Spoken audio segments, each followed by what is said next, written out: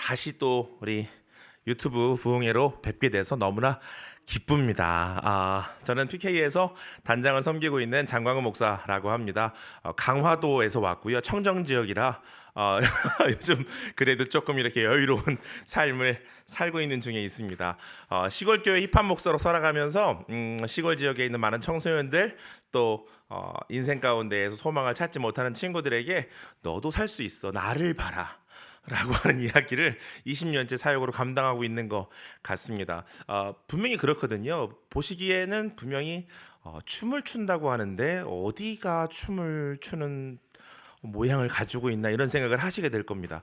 영상을 보시거나 또 실제로 예배나 사역지에서 보시는 분들도 와, 저런 기름 부음 가진 몸매를 가지고 춤춘다는 게 가능한 일인가 이런 얘기들을 많이 하시고요. 20년째 정말 주님의 복 가운데에서 많은 기름 부음을 허락받고 이런 육체를 갖게 되었지만 그럼에도 불구하고 감사한 건 뭐냐면 저 같은 사람을 통해 일하신다는 거.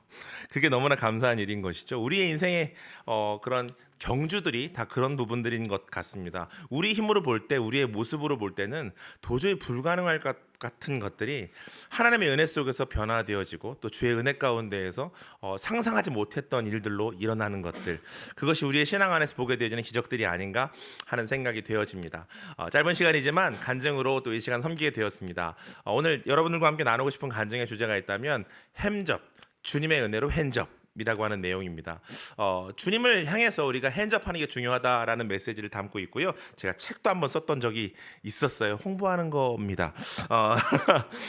주님을 향해 핸접이라고 하는 내용이 어떤 것일까? 여러분, 살아가면서 우리는 여러 가지 내용 가운데에서 가치, 내 인생의 가치를 어디에 두고 살아갈 거냐에 몸부림을 칩니다. 또한 어떤 차원으로 본다면 나 스스로를 좀 증명하려고 하는 애씀과 노력 때문에 힘이 든 시간들도 꽤나 많이 보내고 있는 것 같습니다.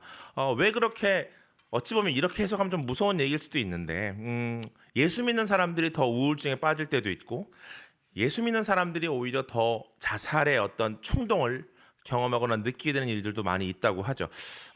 저는 이렇게 좀 뭐랄까요, 해석해 보게 되었어요. 우리 인생 속에서 우리가 무언가 우리 스스로를 하나님 앞에 내가 주님의 일하심에 쓰임 받는 그릇 되고 싶다라고 하는 그 마음은 참 귀하고 아름다운 마음인데, 내가 주님의 도구가 되겠다는 그런 마음이요. 그런데 뭔가 그것을 위해서 증명하는 삶을 살아가려고 하다 보니까 이제 번아웃이 되어지는 일들을 만나게 되는 것 같습니다. 잘해야 되는데요, 멋있어야 되는데 그러지 못하니까요. 세상에 비춰서 내가 좀 무기력하거나 좀 능력이 많은 사람이라고 느껴지지 않을 때 사람은 존재감에 대해서 희미함을 가지게 되고, 요즘 코로나나 여러 가지 어려운 문제들로 인해서 무기력증을 가지고 있는 분들이 많이 있다고 하는데 비슷한 문제겠죠.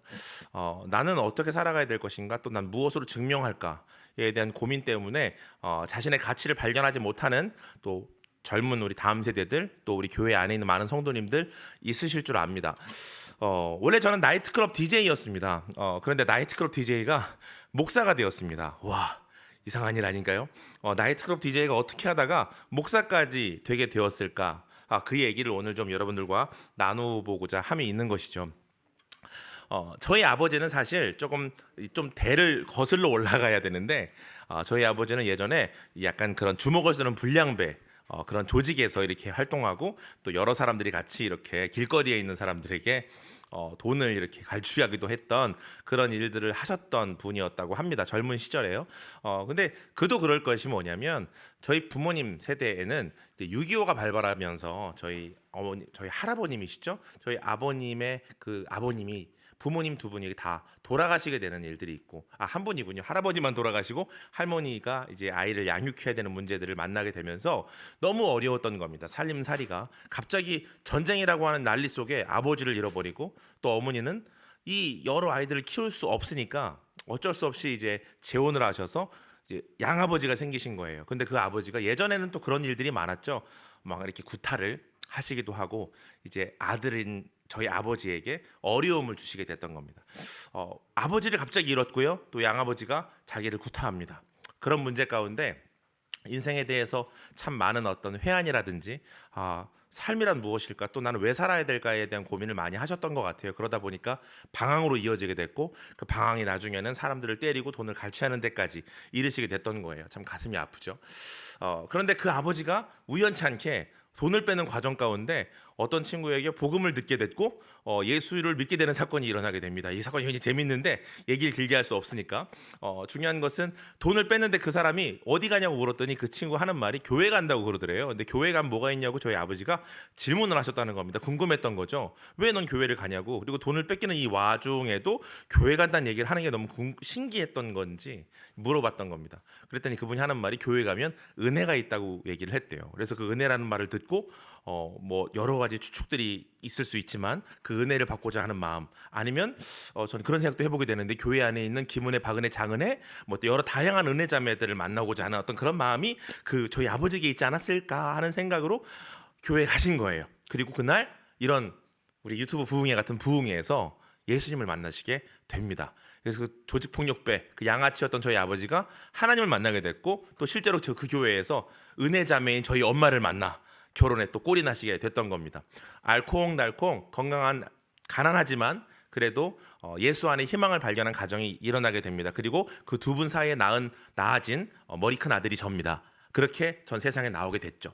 근데 저희 아버지가 참 예수님 믿고 잘 사시려고 애를 쓰긴 했지만 아이를 양육하는 걸 모르시는 거예요. 그러다 보니까 이제 아이를 양육할 때 자꾸 이렇게 훈계 차원으로 한두 대 때리시기 시작하면 예전에 그 혈기가 올라오니까 막 때리는 게 반복되고 뭐 5시간, 10시간씩 아이들을 때리는 게 이어져 가는 겁니다.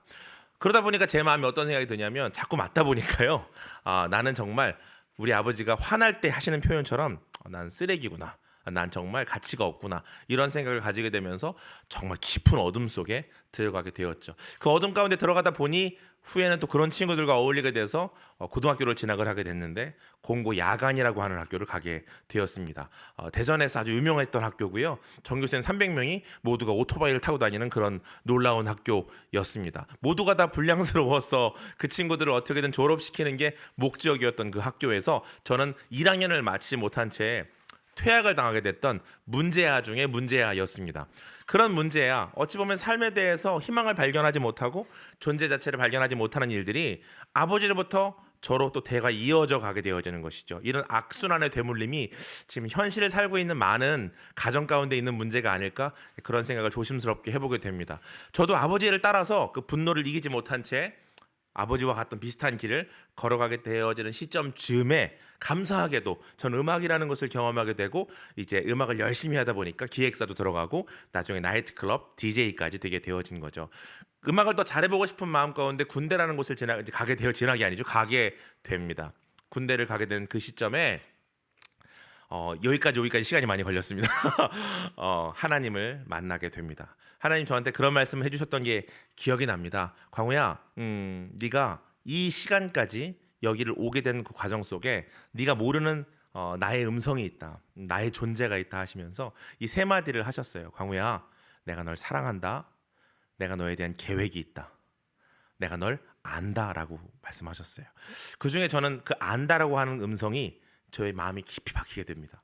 왜냐하면 저는 어린 시절부터 제 마음 깊은 내면을 아는 사람이 한 명도 없었고, 또 그렇게 외로움에 찌들고 외로움 가운데 이게 절박한 내 마음의 내면의 어떤 깊은 어둠 속에 살다 보니까 이 세상이 너무나 힘들었고, 요즘 이태원 클라스인가요? 그 영화에서 나오는 것, 그 드라마에서 나오는 것처럼 세상을 막 부셔버리고 싶다 라고 하는 그런 충동이 느껴질 만큼 분노 안에 가득 찼던 인생이었거든요. 외롭다라는 마음이, 나는 왜 존재할지 모르겠다는 어떤 생각들이. 그런데 이 세상을 지으셨다고 하는 그분께서 나를 안다 말씀하시고 나에 대한 계획이 있다 하시고 그리고 나를 사랑한다 하시는 그 말씀 속에서 전 살 희망을 얻게 되었습니다.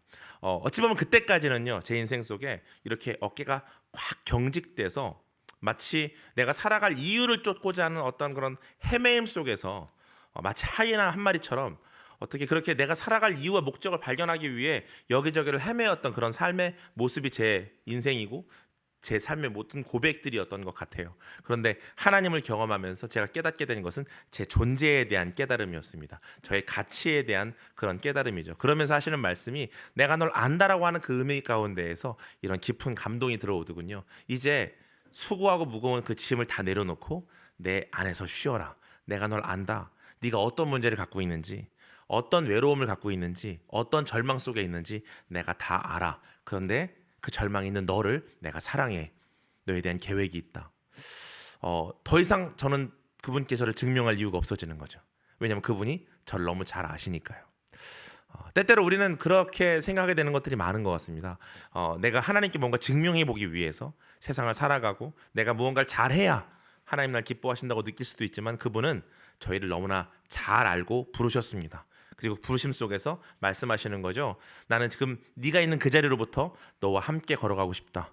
내가 너를 항복하게 하고 싶어. 그러면 너는 진정한 축제의 삶을 살아갈 수 있을 거야. 힙합 용어 중에 이렇게 푸처 핸즈업 이런 거 있지 않습니까? 우리가 주님께 두 손을 들 때 우리는 그것을 굉장히 걱정합니다. 마치 인생이 내가 이렇게 항복하고 이렇게 뭔가 내가 경직돼 있고 집중하고 있는 이 사고를 버리면 잘 살아갈 수 없을 것 같은 그 마음이 내 안에 자꾸 찾아오고 두려워지니까요. 그런데 주님께 간다는 것은 마치 저는 온천과 비유할 때가 참 많은데 추운 겨울날 어깨가 딱딱히 굳어 있는 상태 가운데에서 탕에 탁 들어갔을 때 그 기분이 있잖아요. 이렇게 몸이 이렇게 쫙 하고 이렇게 깊은 쉼과 내려놓음을 경험하는 것들. 수고하고 무거운 짐진 자들아 다 내게로 오라. 내가 너희를 쉬게 하리라. 나의 몽에는 쉽고 가볍다.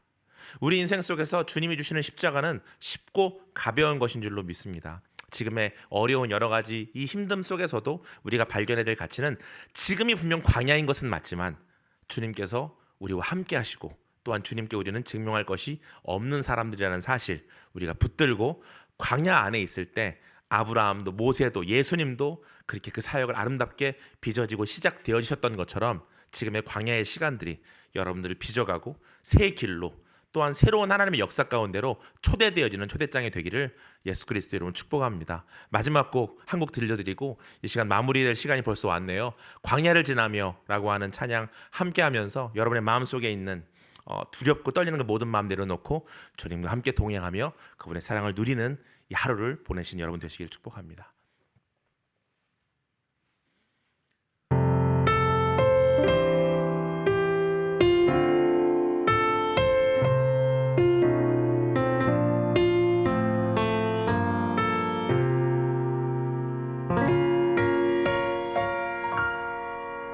왜 나를 깊은 어둠 속에 홀로 두시는지 어두운 밤은 왜 그리 길었는지 나를 고독하게 나를 낮아지게 세상 어디도 기댈 곳이 없게 하셨네.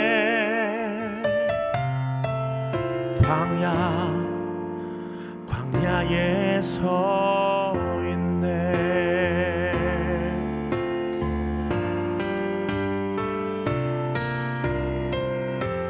주님만 내 도움이 되시고 주님만 내 빛이 되시는 주님만 내 친구 되시는 광야. 주님 손 놓고는 단 하루도 살 수 없는 곳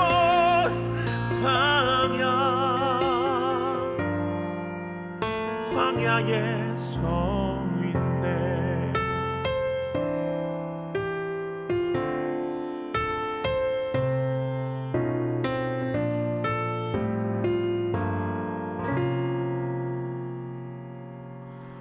왜 나를 깊은 어둠 속에 홀로 두시는지 어두운 밤은 왜 그리 길었는지 나를 고독하게 나를 낮아지게 세상 어디도 기댈 곳이 없게 하셨네.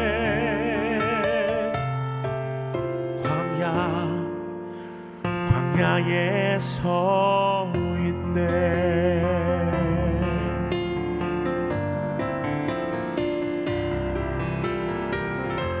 주님만 내 도움이 되시고 주님만 내 빛이 되시는 주님만 내 친구 되시는 광야.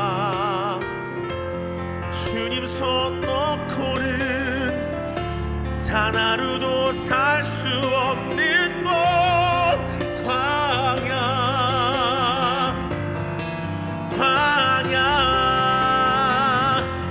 주께서 나를 사용하시려 나를 더 정결케 하시려 나를 택하여 보내신 그곳 광야. 성령이 내 영을 다시 태어나게 하는 곳 광야. 광야에 서 있네.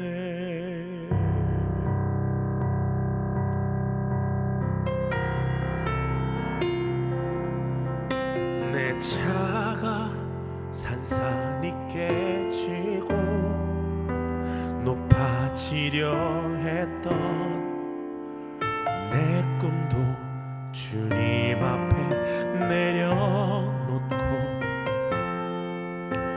오직 주님 뜻만 이루어지기를 나를 통해 주님만 드러나시기를.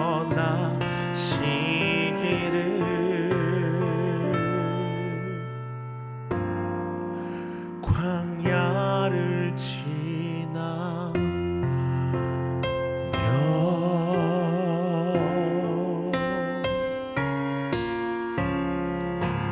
은혜 가운데 강하게 붙들어지는 여러분 모두가 되시길 축복합니다. 아멘.